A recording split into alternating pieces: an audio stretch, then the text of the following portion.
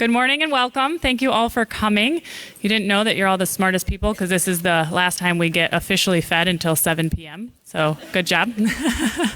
But this is obviously the 50th anniversary of APSA. And we have put together this panel of wonderful pioneers of pediatric surgery in both the United States and Canada. We're very honored to have them all. We're going to introduce each of them, let them tell a little bit about their story, and then we're going to open it up to you guys for questions, because I'm sure everybody here can come up with great questions for them. We do also want to know and make the official announcement here first that this is the first year that the Benjy Brooks Women Society has become an official committee. We were approved by this year's Board of Governors, and we are opening up a couple spots for more people to join the committee if you would like to, so please do.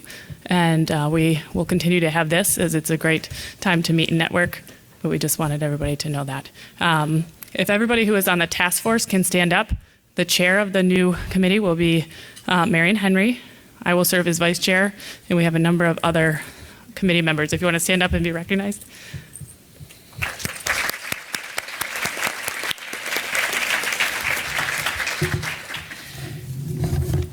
And they may not know it, but all of the past women presidents of APSA are ex officio members. So Dr. Kathy Anderson, Dr. Patricia Donahoe, Dr. Diana Farmer, and Dr. Mary Fallett will also serve on this.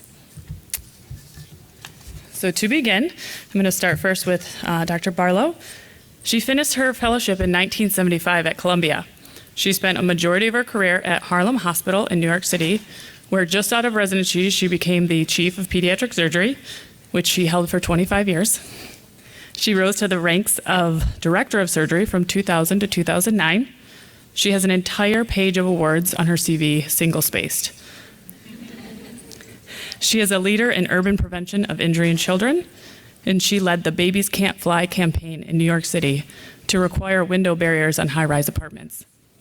She also described the protective effect of human breast milk in reducing the risk of necrotizing enterocolitis. Dr. Barlow. This is so exciting for me to see all these women surgeons. I can't believe it, what has happened over the years. Yay. Anyhow, I always wanted to be a surgeon. It was my passion, and I didn't think I could do it. But my mother told me, she was a child psychologist, set your goals and work for them, and work harder than anybody else, and you can achieve anything you want. You will meet many challenges, go through them, over them, or around them, and celebrate defeating them.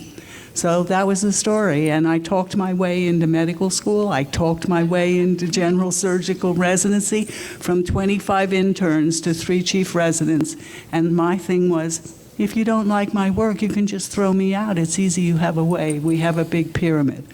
I made it. And then on to peds surgery, where there were so few programs. And Keith Schneider, I had all male mentors.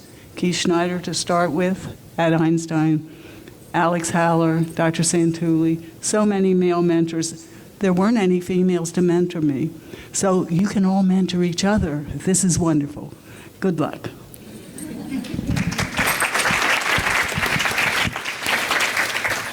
Good morning. I'd like to introduce. Oh. Is he here? Oh. Dr. Herschel. Dr. Herschel just walked in. Oh. Thank you for joining us. We also voted to add him as an ex officio member of the Benjy Brooks Women in Society, since he was the president serving in APSA when we were approved as a committee. So we would like to thank him for his leadership.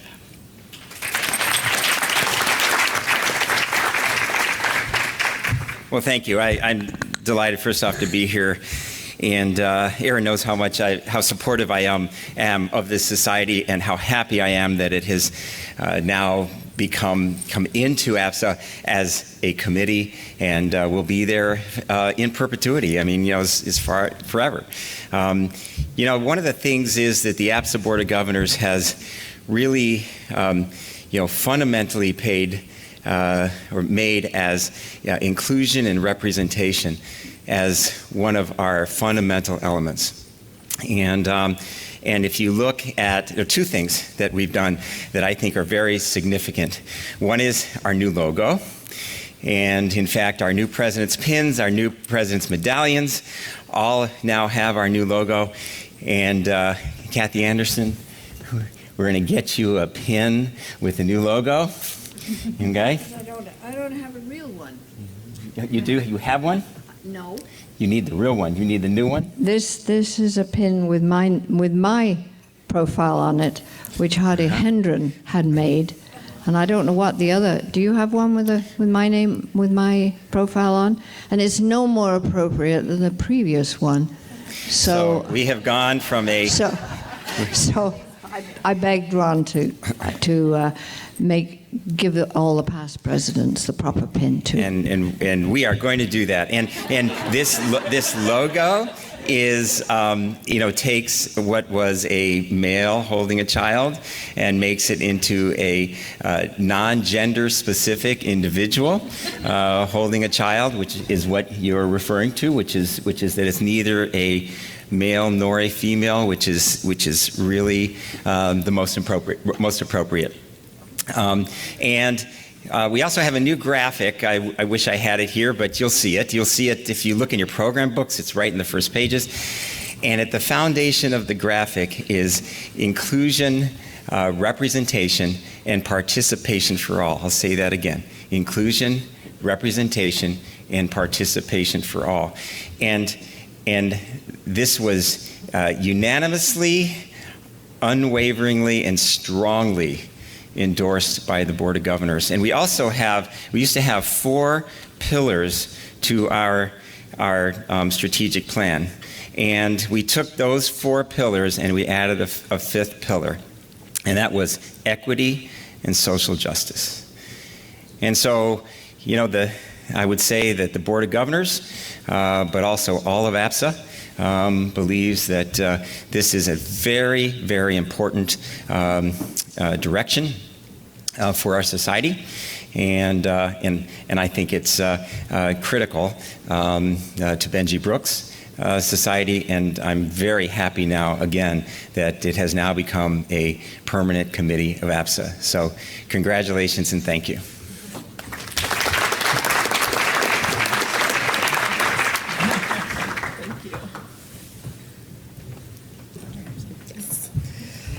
All right. My name is Jennifer Timmons, and I would like to introduce Dr. Catherine Anderson.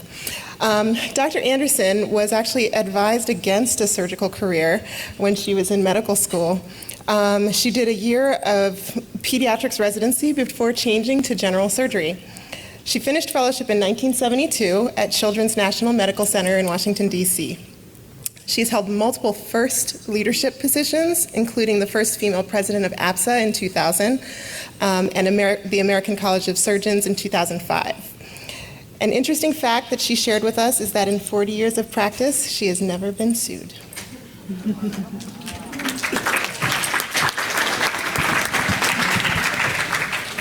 That's a lot of luck. And perhaps a reflection of what I think everybody in this room has naturally towards their patients, and that is compassion and an ability and a wish to, the buzzword is informed consent. You know that's a lot more than that. It's getting the patient's parents to trust you because they won't be lied to in any shape or form. So, my background, I'm English, with sometimes I have a trace of English accent. I was born in Manchester, north of England, and I remember World War II. I'm that old. In fact, Melanie is the youngest person on this panel by a long way, I can tell you. And after the war, my favorite aunt took my sister and me to the Manchester Art Museum, which was newly opened after the war. And on the wall, and I don't remember this, but I was told that there was a picture called Theatre. And it was a pen and green wash pencil drawing of an operating room called operating theatres in England. And there were 3 men, obviously the surgeons, and 1 woman who was obviously the nurse. And apparently I stood there for 5 minutes and stared at that painting. And I think that that was the origin of why I wanted to be a surgeon from being 8 years old. I went through high school, and I was going to go to Manchester University, but I got appendicitis before the exams, which would A, give me entrance to university, and also a scholarship, which I badly needed. So I spent an extra year in school, got into Cambridge, and had my first of only 2 women mentors, my director of studies at Girton College. And she said to me, you know, you may find yourself doing something that you don't think you want to do right now. And I said, no, that's not for me. I'm going to be a surgeon. Halfway through medical school at Cambridge, there was a natural break, and I married a visiting student from Harvard, obviously an American, 58 years ago. We're going to have our anniversary next month. So I transferred over into the second year of Harvard Med School, and we had a director of studies who didn't advise me not to go into surgery. He said, if you apply for surgical residency, internship and residency, I will blackball you. So I said, well, I can't argue against that. So I did a year in pediatrics at the Boston Children's Hospital, and then was accepted into a surgical program. I don't need to tell anybody in this room what we went through during a surgical residency. I think you younger young women go through far less than we did, but we got on with it. We got ahead by being better than anybody else, and the rest is history.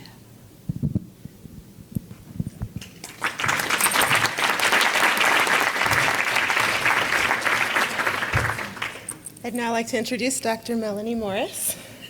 Dr. Morris completed her pediatric surgery fellowship in 2011, followed by a pediatric urology fellowship in 2012 at the University of Montreal. She currently is an associate professor at the University of Manitoba. She is the first Indigenous pediatric surgeon in Canada.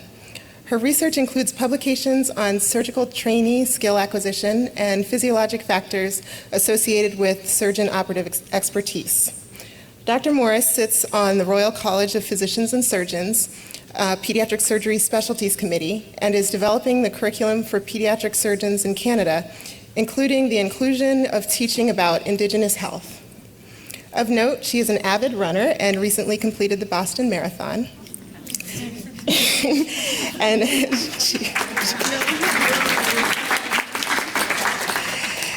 And she has recently been funded to do Indigenous initiatives at the Children's Hospital and has started an Inuit outreach program.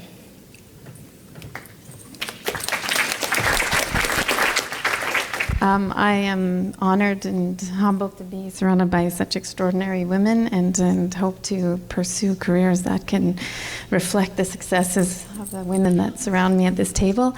My story starts similarly. My mother said, Melanie, no matter what, don't depend on a man and do whatever you want. And that was her guiding advice. And at 10, I went into the operating room to shadow an anesthetist, and I went home that day and I said, no, I'm not going to be an anesthetist. I'm going to be a surgeon. And it never changed from the age of 10 on forward. My background is I'm Métis. is Cree Saulteaux from the Interlake regions in Manitoba of the tribes of the Cree Nation. And the Métis homeland nation is actually in the prairies in Manitoba and Saskatchewan. My settler heritage is French and Welsh. So I grew up in a family embracing Indigenous culture mixed with settler culture in a country that has a not so great history of treating Indigenous people. And so from very early on, I had exposures, and very early on in my medical school career connected with Indigenous physicians, which later went on to become the Indigenous Physicians Association of Canada.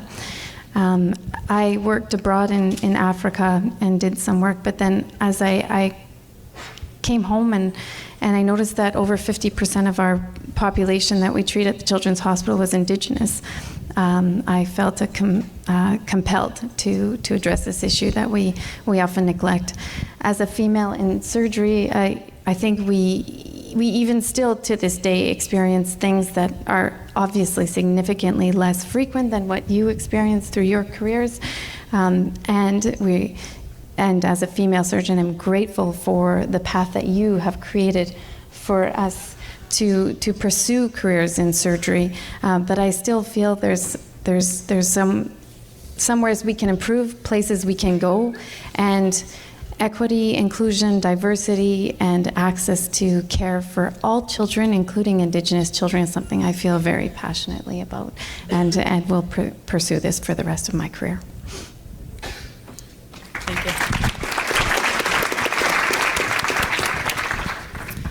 And last but definitely not least is Dr. Donahoe. She was the first female surgical chief resident in Boston. She completed a newborn surgical fellowship in England in 1973 and then returned to Boston to begin her career at Harvard Medical School. She had a very active research career studying Mullerian inhibiting substance and sex differentiation. She was chief of the Pediatric Surgical Services and continues as director of Pediatric Surgical Research Laboratories. She holds numerous patents, and her research has been continuously funded by the NIH since 1976. She became a tenured chair in 1988 as the Marshall K. Bartlett Professor of Surgery. This made her the first female professor of surgery at Harvard. She also holds the title of past president of APSA in 2007.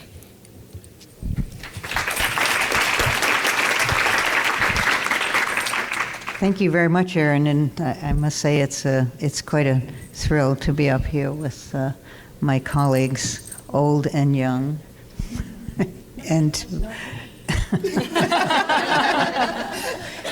I'd say seasoned and young. And to look out at the faces here and to realize how the Benjy Brooks Society has grown over the years with vigorous, intelligent, no holds barred women who have faced all sorts of difficulties and overcome them, in the most part with grace instead of stridency. And I think you're to be congratulated for getting where you've gotten without having to do it in a negative and strident way. And I think that generates more positivity than does the latter. I grew up in Boston, Brookline as it was, during World War II, and had a mother who had a tremendous influence on me. She provided for my brother and me, and as a matter of fact, the Brookline Library became our babysitter because she had a job, and after school, we went to the library to wait for my mother to finish work, pick us up, take us home, feed us, get us doing our lessons, and then going back to yet another job. So she did this with grace, and I don't think I ever saw her without a smile on her face, except when she went through tremendous hardship with my father. She gave us a sense of we can do anything, and we can do anything with a smile and a laugh and enjoy what we're doing, regardless of how hard it was. But I first was a jock before I was a doc. And some of our babysitting was done in Brookline by great athletes and great coaches. And so I immediately migrated not toward surgery because that seemed to be out of the question, but toward athletics and really, I think, profited from that because of enormous discipline that's required to perform at one's finest. So went to school to college in physical education, but during my second year, I came under the influence of a marvelous woman, Dr. Gardner, who used to take me to the Harvard bio labs, and I would hear Nobel laureates speak. And I had a tremendous influence on me, so I think that was the seed to push my career not only toward surgery but toward research. Because Judah Folkman used to say research is like peeling the onion. You can get to a few to say what causes diabetes. You can say, well, lack of insulin. But then that's about as far as you get in terms of what the etiology is and how to have a sustained cure. So there's so much we don't know about what we do. You can get very good at something, but you hit the wall. And in order to have sustained productivity and inspiration in your life, I've always felt that we have to get to the whys of why we do things, how we do things, and try to make them improved. So I've always had the luxury, by probably pure luck and the mentors with whom I worked, that espoused research and wanted to bring research into the practice of pediatric surgery. So it was Judah Folkman, it was Paul Russell, it was particularly Hardy Hendren. And so I had wonderful mentors who wanted to espouse research. And of course, in those early days, you had to do research and clinical work, and which I loved, so it was a wonderful combination. But very little time was carved out for doing research, and you certainly weren't recompensed for it. So we then became successful in generating funds from the NIH and supported the lab in that respect. And it allows you to separate research from clinical practice so that your partners who are doing tremendous work in clinical surgery don't think you're in the lab picking your nose because the results from research take a long time to mature. So I've had a wonderful experience of being able to go to the wards, go to the OR, figure out where we were stuck, come back to the research labs to figure out how to unstuck, and then taking that back to the patient. So that circle of completion takes a really long time to do, and you have to have money and perseverance to do it, particularly the money. And so generating funds in your practice to support long-term research is important. You are taking over as leaders in American pediatric surgery. And if there's one great thing that's come out of the We Too movement, it is that you are guaranteed to be leaders in the future. And how to lead, where to lead is important. And I encourage you to continue to support basic research that underpins our field in developmental biology. Make sure it happens. It's just so easy not to make it happen. So we're still on this upward climb, and hopefully we'll be able to bring things back to the patient in a way that changes the field. And if we can do that in one thing, it's a real lifetime achievement for any one of us. So I urge you on to great heights and leadership in the future of pediatric surgery. Thanks very much.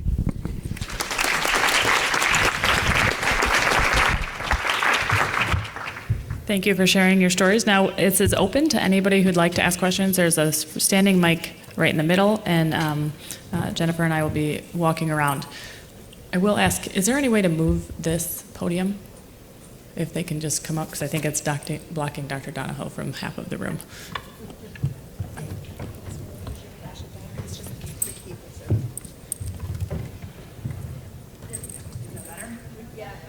Okay. Sorry about that. It was not intentional. This is Dr. Donahoe for that.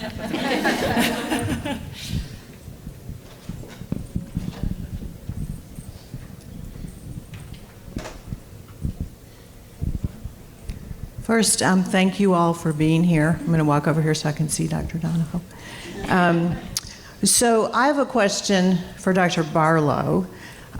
Being interested in trauma for a career, I know that the way that you get things done ultimately is to have a law generated around it. That's the best way. So tell us how you went from recognizing that children were getting hurt falling out of windows to getting a law that would protect them. Because I think that people need to hear how you close the loop on something you're passionate about. I don't want to take credit for closing the loop. To get a law passed, you need a lot of partners. The Department of Health was tired of seeing children fall out the window. It was one of the most common causes of death for children in New York City. There were parents and doctors from other hospitals who were also tired of taking care of children falling out windows. So basically, the Department of Health got the law passed. As a young pediatric surgeon, no one was going to listen to me to pass a law. But I had the power to mobilize the Harlem community, all the schools, tell the children they shouldn't be window dropouts, get window guards in all our houses, and reduce our window falls by 90% in a year or so. It wasn't just me. It was a lot of dedicated people who cared about children falling out windows and dying. And it works. But in other cities in this country who've tried to get window guards, they've been told by people, oh, you can't put window guards in our houses, it's putting people in jail. No, it's not. The window guard keeps the child from falling out, jumping out, or being thrown out. It works. And children fall out of windows from the second and third floor in small communities. We did the data in New York State, the injury fall rate out of windows for children and deaths in upper New York State, where there are no window guard laws, was huge. And New York State has stopped that as a major cause of injury to children. So you need a lot of partners. You cannot do anything with the law by yourself. You need elected officials, you need parents, you need other doctors, you need to bring together a group of people who will speak to the issue. Thank you for the question.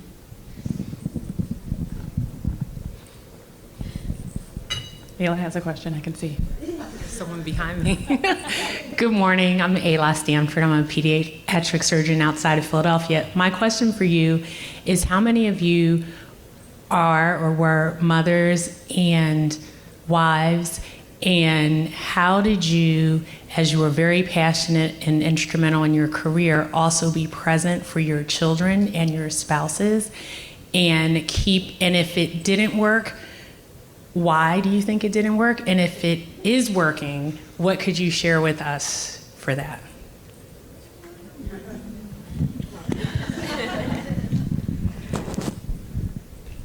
First of all, you have to meet the right partner.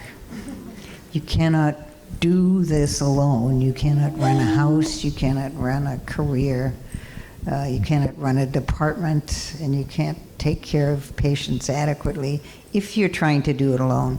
I've had 3 children and married the best father and husband available in the world. We had a wonderful time together, but we planned everything together.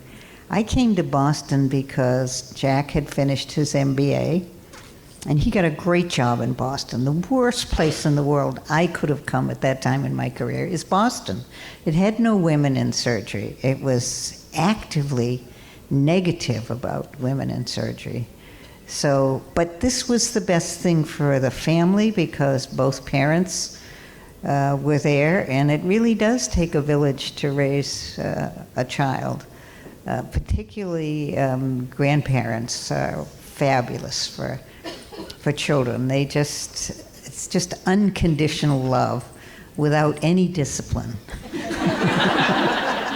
So you have to do a lot of makeup, and then you end up looking like the bad guy all the time. But you have to have a village. We had somebody live in with us for the entire time of our careers, and I paid my housekeeper more money than I made for 20 years. But it's having the right person with the right maturity that the kids love, and that will carry on discipline when you're not there. And it also saves the kids because you're not running to a daycare, you're not trying to beat the clock to get home to pick them up at school. And then living in this extended family area is important. So if you have an opportunity to take a job where family is, that's a super, super, super plus. And it gives the kids more people to love, and there are more people to love them. So we don't always do it right, so it's nice they have a backup. I don't have any children. That was a decision my husband and I made a long, long time ago, and the reasons are absolutely multiple. One of them being that I would not have been able to advance my career as Pat has if I had had children.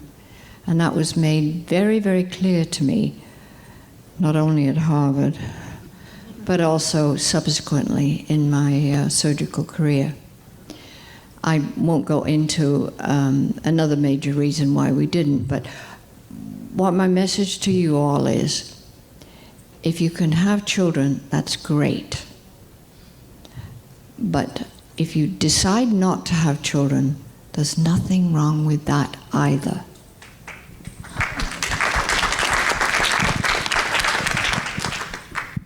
I don't have any children either. I always said that I was so devoted to my career that I could not do my mother's job because I was on call every other day. I was working in central Harlem with a huge amount of trauma. I was going in whether I was on call or not on call. And I love children. The children of Harlem were my children. And I married a wonderful man who does all the work, who takes care of me, who's my Uber driver, and just allows me to focus on... Stand up. Yes, stand up, Andre.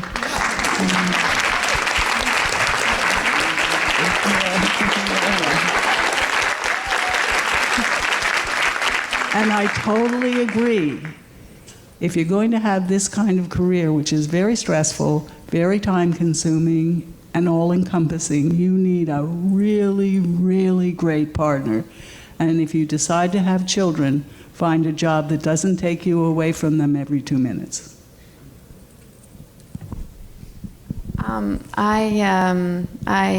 Well, actually, this is interesting because I was of the path of not having children and then decided very recently to have.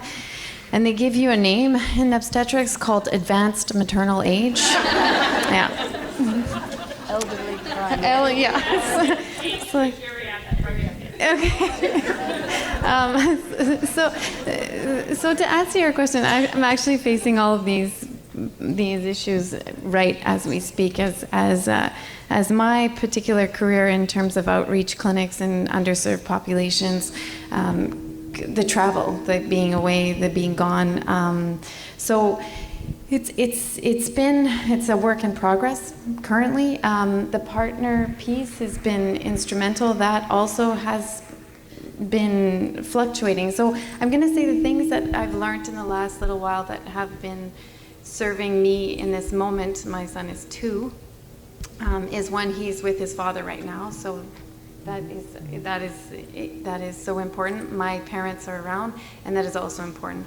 But when things were in a position that I did not, it was finding assistance from other resources to make sure that that network exists. And that is so essential to creating balance, so that you don't,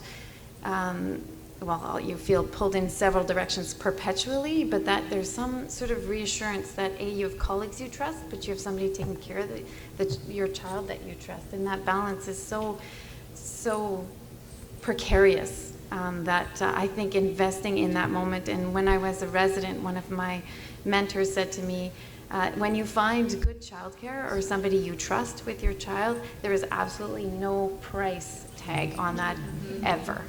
And that is something you can't take for granted, because it is hard. And so my running career, my husband's a runner, so these are the things that keep the system functioning, is that you create a team around you, because when you do decide to take on that, in addition to a career that is like your child, basically, I think you have to create that network, and that will be in any place you go to. You have to build that community around your circumstance. Otherwise, it's not feasible, in my opinion.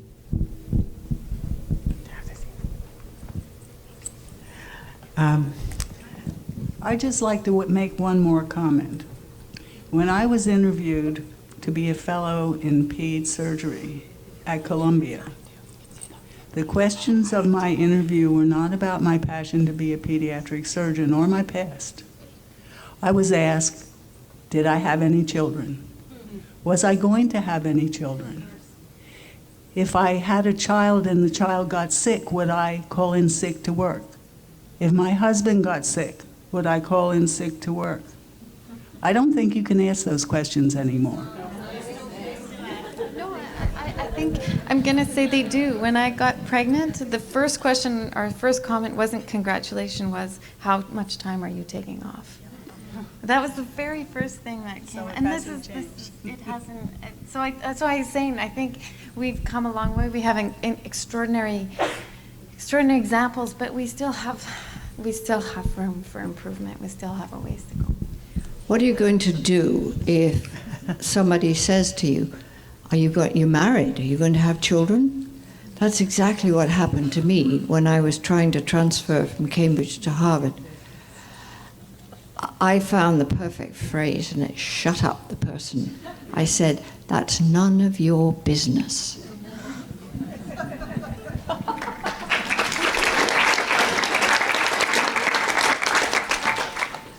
So we're on the topic of we have personal issues to address.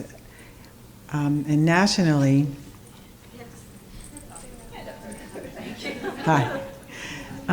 There's a lot of attention now on physician wellness, and we were talking with Mary Brandt about suicide rate for physicians, and it's horrible what's happening. I'm wondering if you can give us some advice on how to be well physically, emotionally, and mentally. The three of you have experienced more stress, I think, than any of us combined. So how did you manage? I think it's a pretty simple answer for pediatric surgeons. You love your work and you love your kids, whether they're your own biological children, adopted children, or your patients. Simple as that. You love them, and that's all you have to remember. I totally agree.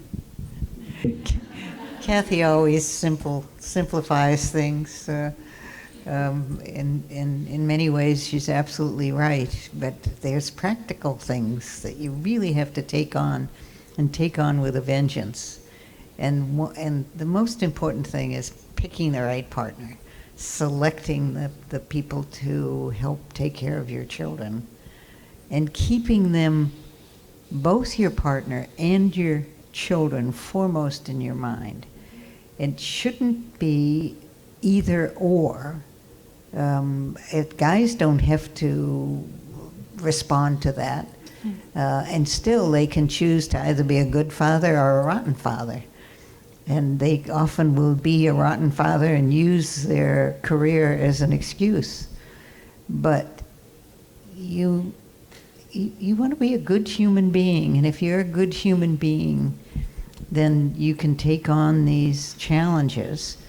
And I'm not going to sit here and say it's easy. It takes a lot of juggling and a lot of compromise. Compromise is so important. I mean, you move away from a city because it's good for one partner or the other, but you kind of take turns with the compromise. And it's one sort of thing where you should keep count, because you have to be fair not only to your partner but to your kids. We had a young man, my son was dyslexic, and he was finally in a terrific school in Lincoln, Mass.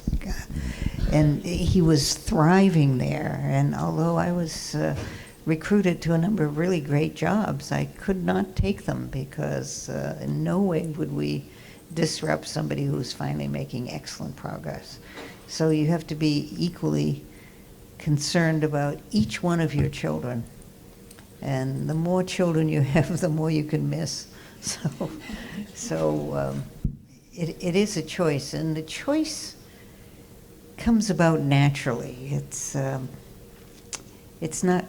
almost not something you make consciously. You just kind of fall into it, and then in some ways, and then make the best of it. But there's no right answer. The right answer has to be the one for you. I'm wondering if any of the esteemed women on our panel or here in the room were actually at the APSA meeting in 1975 in Puerto Rico when Dr. Beardsmore announced, "Gentlemen, you have your boards." Actually, it's worse than that. And then my follow-up would be, do we say something? When implicit bias rears its head, did you say something, and do we continue to point it out? Actually, at the first boards, there were just a few women. Were you in that group, no, Barbara? There were 3 or 4 people in Puerto Rico, and George Humphreys was the director of the American Board of Surgery at that time. Harvey Beardmore was always a very positive person, and he was very, very kind to me, so I think that was a slip of the tongue. But George Humphreys came into the room, looked at all the pediatric surgeons, and said, "Good morning, gentlemen." And you can't, I mean, obviously I was not going to get up and say something, but I think you have to call something out. But to go back to Pat's word, don't be strident about it. And also, get really slick about moving out of the way.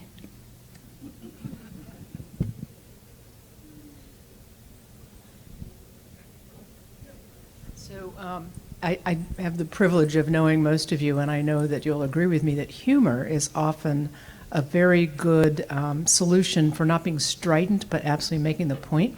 So I suspect there's some stories about some humor that you can tell on each other, or no, we're not going to do that. Tell us one of the times that you it's like, and well, I have to tell, since most of you never knew Benjy Brooks, and actually you all probably did, but I didn't. One of my favorite lines from Benjy Brooks was, "The door over there says gentlemen, but you can use it too."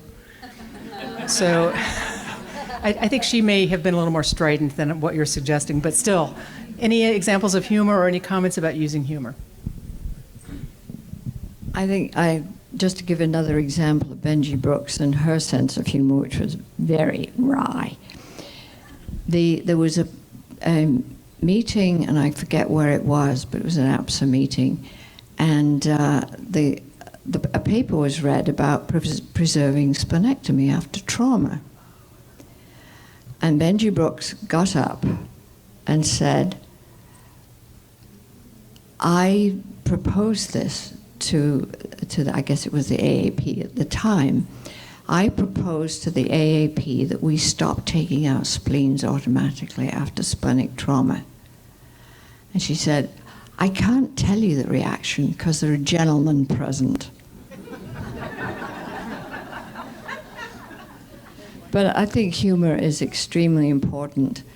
And I can't think of an example, a lot of examples where it probably wouldn't be decent to say. But I think if you lose your sense of humor, you need to go away for a while and get it back.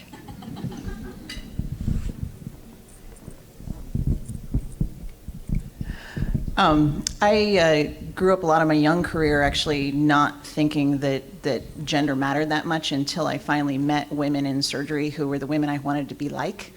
And from that time, I've kind of evolved into, we've come a long way with lots of different leaders that were natural organic leaders or just led by example, led by being there. But now I'm sort of starting to think about the difference of what happens naturally because you're great at what you do and you become a leader versus intentionally getting women into leadership positions in order to be able to create change. So any comments on kind of, change by natural things versus change by we need to intentionally put women in more leadership positions wherever we can.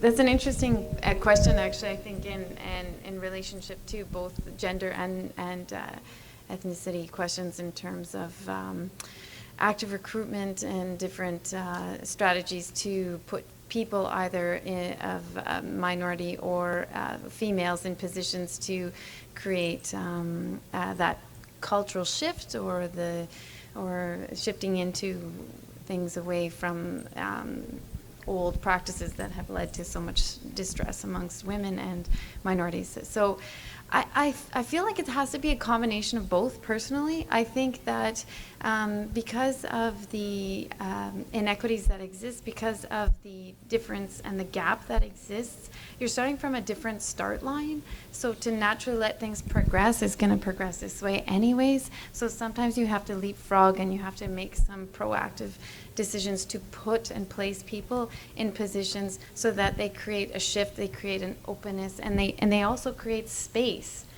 for that shift to occur, because the natural inclination will take significantly longer and will be fraught with I think complications that are unnecessary to get us to a point where we want to be at. And so if we're aiming for success and we're aiming for getting rid of the question of how long you're going to take off instead of congratulations, you're pregnant, you need to make some more dramatic shifts and not let the tide slowly turn. And I think pioneers that surround me made those leaps within our own society and within our own experience, and that would not occur without their presence and their creating space for that shift. That was the reason behind why we made it Benjy Brooks, or applied to have Benjy Brooks as a committee this year.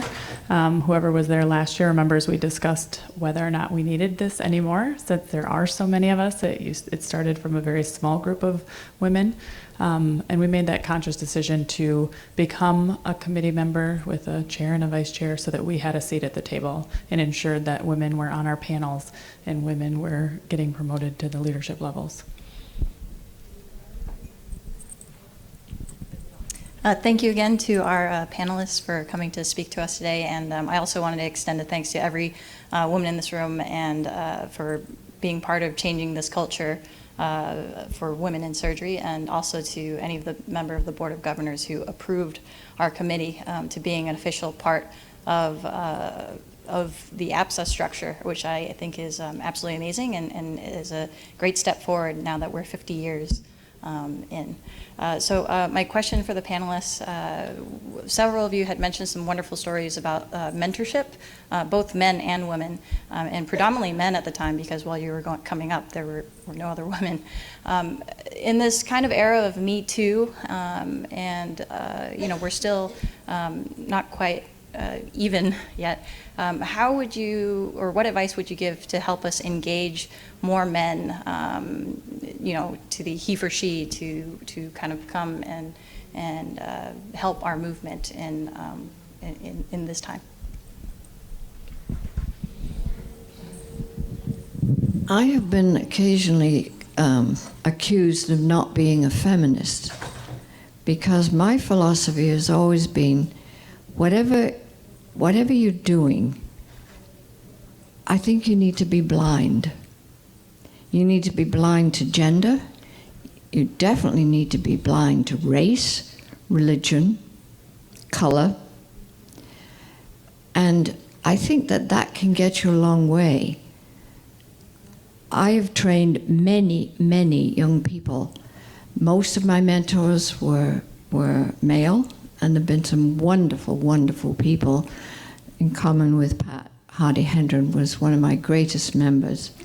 And if you want to see him, to kiss the ring, he's going to be here tonight at the welcome reception. He's very frail. He's 93 years old, but he's a wonderful mentor. But I have always tried, when I was recruiting for a pediatric surgery fellowship or whatever I've done, is to pay attention to the person's qualifications.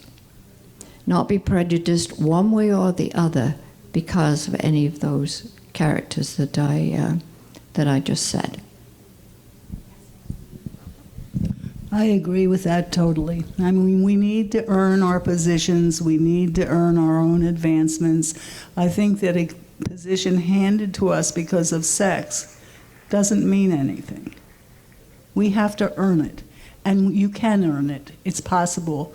And I don't think you can make an adult male decide that he's going to promote you or mentor you. That is something their mothers taught them. And as mothers and as mentors of residents, we need to teach them that you accept the best and the brightest, regardless of whether they're male or female. All the men that mentored me, and they were all men, mentored other women too. And it was part of their nature, their character, and thanks to their mothers. So these women have been amazing mentors to me and friends, but I am going to rise due to something that I've been learning recently and respectfully disagree with the colorblind comment and gender blind. Because I think as we've learned more about social location, which is a very powerful term that I just recently learned and most of us don't understand, which is our gender and our race and our sexual orientation define a location in our society. And the dominant locations are male, Christian, cisgendered, straight, and white. White's number one. Thank you. White is at the top of the list. And here's the way it works, and it really has to do with, I think the best example David Foster Wallace did in his commencement address, where these two young fish are swimming along, and this old fish comes by them and says, "How's the water, boys?" And they kind of look at each other, the old fish swims off, and one of the young ones looks at the other and says, "What's water?" So water in our society is being white and male and straight and able-bodied. And if you are those things and you walk into a room, who you are and your social location is never part of what you think about. As women, when we go into a committee meeting and we're the only woman, it is in our mind, right? Most of us, maybe not everyone, but most of us, if you're a person of color, it always is. And so that's something I've been learning recently in some of the studies I've been doing, and it's the basis of implicit bias. And so it's not about being color blind, it's about being color aware. So that we truly believe in equality and equity, we have to understand that water exists in our society, and we have to be aware of it, and that's how we train ourselves and others to overcome it.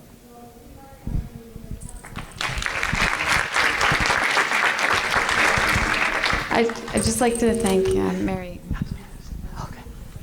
Mary, for your comments. I think in the work that I'm doing currently, and that there's an excellent comic strip about the start line and where you start at the start line. So even though you might be at the same skill level, if you're starting 10 feet behind at the race, you might be just as good or as skilled or even maybe better, but you'll never finish get to the finish line first. And I think that we don't think a lot about the fact that when you are in a room and surrounded by men, you speak on behalf of all women, but that's unreasonable. No man speaks on behalf of all men. No Indigenous person speaks on behalf of all Indigenous people. So I think when we recognize ourselves as individuals, we have to look in the mirror and look at our own selves and recognize what we are privileged to have, what the next person may or may not have, and how do we want to represent that in our own worlds, and how do we move the needle so that we start at the same starting point. I'd like to make one more point, and that is that I believe that tokenism is wrong. If I were offered a job because I was a female, that demeans me. If I'm not offered a job because I'm a female, that demeans the job. And I don't think that we disagree, Mary. I really don't. And perhaps color-blind or gender-blind or whatever blind is a good way to phrase it. But if you have two equal people, then you should pay attention to that social factor, as you put it. But not to base your entire decision on one thing or another. Mary, your question about humor is really important. I don't think we answered it, so I want to tell a little story. I went to, after finishing fellowships with both Judah Folkman and Hardy Hendren, went to England, to Liverpool, and they had at Liverpool very unique regional newborn center. And I had the privilege of working there. It was the draw for all of Northwest England, the Isle of Man and part of Ireland. So it was really a tremendous opportunity to do over and over and over again newborn surgery. And we had, I'm not going to mention any names here, but we had a sister supervisor of the neonatal intensive care unit. I arrived my first rounds and did a pre-round with her. And we went to the first baby, and she gave me the story. We went to the second baby, got the story of that individual baby, and on to the third and the fourth, etc. And then it came time for all the attendings and all the registrars and house boys at that time to go around, and I was to lead the rounds. So I got to the first baby, and I reiterated the story. And she said, "Oh no, Mrs. Donahoe, that's not right." So she corrected me and gave the real story. We went to the second baby, again this occurred. We went to the third baby, again this occurred. And by that time, I was beginning to realize what was going on. And one of the attendings said, "I'll take over from here, Mrs. Donahoe." So being savvy at that time, the next day, I brought in my handsome husband and my 3 children and introduced them to the sister supervisor. And as it turned out, she was having an affair and thought that I would be competition. So Oh, yes. So there's a situation where indeed your handsome husband and your handsome children really are very, very helpful. We got on very well after that, but it was a very interesting experience which I hadn't yet faced at that time. But you will. I mean, you're wonderful, handsome, beautiful women in this organization, and you will run up against that sometime. And it's often said, and I practice this, I always got to know the nurses well, went to the nurses for their advice, and try to avert this kind of situation. And it's much more common than you think. Can I add one more story I'm reminded of? When I was a fourth-year medical student, I knew that I was going to go into pediatrics, and I've already told you the reason why, at least for the year. And on Division 27, Boston Children's Hospital, was an old Army nurse, Brooks Barnes, and she ate interns for lunch. Well, I happened to have a free month. I walked out of a rotation that was just disgusting. Residents it was not a Harvard one. The residents smoked on rounds. They had filthy white coats on, and I just couldn't stand it. So I walked out. I went to work for Brooks Barnes. I became a nurse's aide for a month, and Brooks Barnes ate out of my hand since then.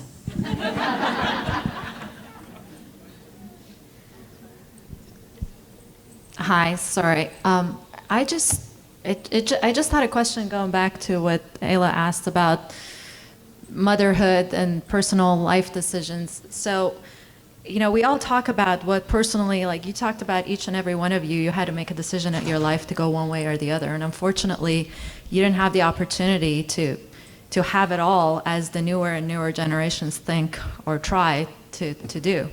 So do you think, I guess my question is, why is the onus has to be always on us as women in surgery and women as pediatric surgery?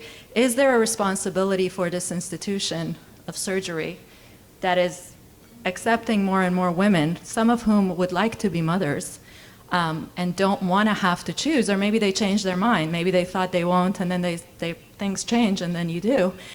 Do you think now, looking back at your careers, things would have been different if you had that option, if you didn't have to go one way or the other? And I say this from a standpoint of someone who had one type of career in mind, and once I became pregnant, everything was out the door. So I made a personal choice in my life to go one way or the other, just with what you said, Dr. Barlow, about what you need to have around you and to be able to be home to see my baby grow up. But I never stopped thinking about, because in all these other industries, in the tech industry, all these other successful industries, they are making room. I mean, these women are CEOs, there's not that many of them, or have high-end jobs, and the industry is making room. They're adjusting for parental leave, for time off, for what happens during pregnancy. I feel like in healthcare, in different areas of medicine, maybe at different speed, but we are not making room. There are more women coming in. More than 50% of medical schools are women. So something's got to give at some point. It doesn't have to always be a person having to choose one way or the other. It doesn't have to be how many weeks you're going to take off, which is what I heard when I got pregnant, versus congratulations. Because at the end of the day, if a man comes and says, my wife is pregnant, congratulations. So if you come in and say, I'm pregnant, the only answer a woman should hear is congratulations. There has to be a set rules. So what do you think? I'll take a first on this. I think we are now becoming leaders, and one of our clear responsibilities at this stage is never to let that happen. So anytime you face that or see that happening, you have to become the advocate for that person. We cannot let that persist. And it's in our hands, and we can do it. I'm old now, And I'm not sorry at all that I didn't have children. I really wanted to be a surgeon and devote all my time to that. That was my personal choice, and I love children. What I tried to do when I was director of surgery at Harlem Hospital was to get the hospital to put a in-house daycare so that my female residents and female attendings who needed daycare could have it in the hospital. I failed, but that's something we should do. If we have these stressful, in-hospital all the time places, then the hospital, if they hire us, should provide free in-house daycare for our little children. And I encourage you to go home and work for that. I tried very hard, but of course it wasn't the time where the CEOs really cared what happened to people's children. I don't think it's an either-or situation. I think I want to thank you for your comment about deciding not to have children, and that's okay. I think what we are now at the beginning of, and my hopes for, is a place where that decision can be a personal one, that the range and options that are available, and that comes to the health and wellness question, that the options available to devote yourself to a craft, to devote yourself to your skill, to devote yourself to your patients can be an option. Just like being part-time, just like being in a practice, just like blending research and medicine, because as competing interests pile up in our current scenarios, as the demands for our time increase with different responsibilities, I think we are responsible as we've already talked about in so many different ways to support each other, to create that diversity. Freedom of choice. The freedom of choice, so that if you want to pursue research and clinical activities, if you want to be administrative, if you want to be a mother, if you want to be a full-time surgeon, that these are options that are available to all women, and that is regardless of place or position. One thing that needs to happen, and you guys have got to, you gals, pardon me, have got to pursue this, is that as women get into more leadership positions and they have children, they've got to have equal pay so they can afford a babysitter.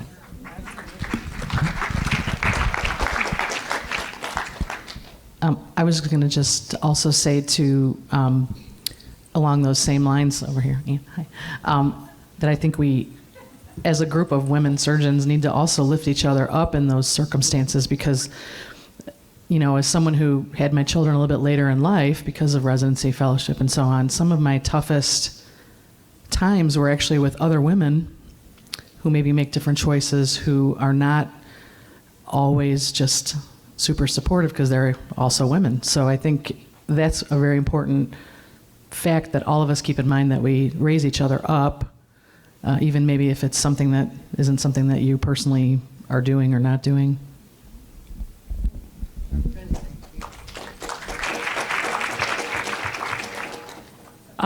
Just one other thing, I want to make sure that we call it also parental leave. I think the American Board of Surgery did that when they instituted like the resident leave policy for maternity leave. They intentionally called it parental leave because I think some of our male colleagues want to be just as present as parents, and this is not necessarily just a female issue, and we need to think about that. So I was just going to make a comment related to that, which is I think everyone's path is their own path, and that I really liked your comment about it's your choice, whatever that is, and your choice may be different than someone else's choices, and that is the great privilege of, I think, being a woman in this era, is that you can make those choices. Many of those choices weren't available to, my grandmother, and when they made a choice of which child got educated. Her brother went to MIT. They thought it was more important to educate him. In any event, I also remember getting advice that there are 3 things in life. You can have it all. You just can't have them all at the exact same time. So you can have a social life, you can have a family, you can have a great career, but you can probably only do 2 at once, and that it's a fairly long life, and you can move those things around. I will say, as an employer more now, as a department chair, I realize men take their time off later in life. There are more hips, hearts, knees that have to be fixed in those guys that no one asks them, well, how long are you going to take to have that, whatever it is you're getting fixed. So I think that the lifespan has different stressors for all of us, and I think it's really a matter of, how do we all make sure we're making the best contributions to humanity that each of us can, and we all have different gifts, and I think that that's the balance for our male colleagues is just as important as it is for us, and it's really a pleasure to have you all here.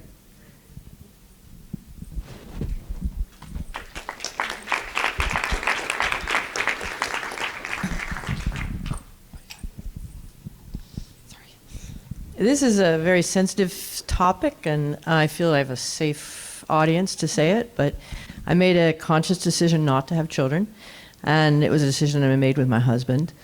However, and having covered a number, maybe even dozens, of maternity and paternity leaves, when my own mother was dying, I had to take unpaid leave, and it was really looked down upon that I would want to spend time with her as she was dying. And so I'm an advocate of having personal time, and you can determine whether you want it to have as maternity leave or paternity leave or care for an ailing parent or a new puppy. But I just think that it's something that I have a trouble voicing because it makes me seem like I'm anti-maternity leave and anti-paternity leave. But there should be some equity in it for people who have decided not to have children.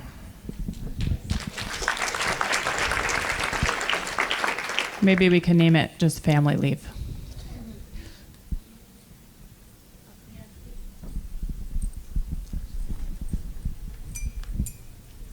I was wondering if you could talk about how you made a career in research work, whether it's personal, departmental, or institutional level.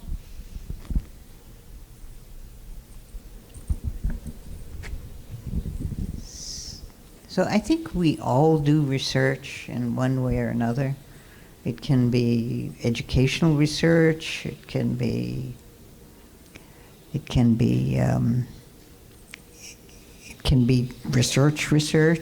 can be all sorts of things. But I think the onus is on us one way or the other, whether it be traditional research, biochemistry, engineering, whatever. We all do research. We all should all make a commitment to do research in one way or another. I mean, each of us is sitting in a top institution, and as the guys used to say to me, oh, you're taking up space. So you have to be able to take care of your patients, and you should have a passion. And it doesn't matter what that passion is. The passion should be to move forward the field. And it doesn't matter if it's in physics. It doesn't matter if it's in social aspects of delivery of care. But one way or the other, half your brain should be advancing the field, and half your brain should be carrying out the highest level of care that you can provide. But if you don't make that first commitment, you'll be doing the same thing 20 years from now that you did 20 years ago. So it behooves us, particularly in pediatric surgery, where we are in academic environments, you have to make a commitment to move the field. It can be in social ways, it can be in administrative ways, it can be in basic science, but it has to be, half your brain has to be a commitment to your institution and to your field. So I don't think we can sit in the situations that we do without making that commitment. And it doesn't matter what it is.